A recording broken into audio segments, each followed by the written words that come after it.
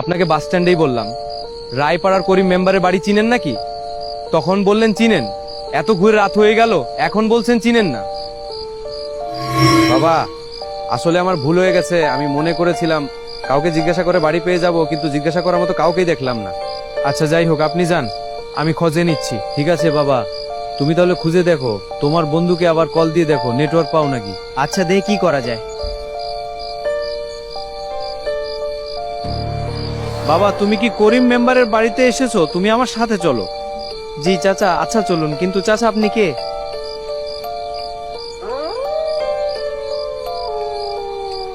আমার বন্ধুর বাবা করিম মেম্বার, তিনি মারা গেছেন গতকাল, তাই বন্ধুর সাথে দেখা করতে আসলাম। চাচা, আপনার পরিচয় তো জানা হলো না।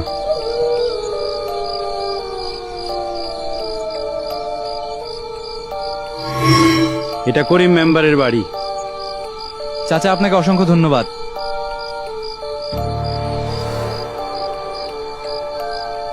ইমরান, বাড়ি চিনতে সমস্যা হয়নি তো? আমার ফোনের নেটওয়ার্ক সমস্যা, তাই তোর সাথে যোগাযোগ করতে পারিনি। কিছুটা হয়েছে, তবে একজন মুরব্বী চাচা তোদের বাড়ি চিনিয়ে দিল। চাচাটা বেশ লম্বা চওড়া, মুখ ভর্তি সাদা দাড়ি। রাসেল, কাল আসতে পারলে চাচাকে দেখতে পারতাম আর জানাজা অংশ নিতে পারতাম।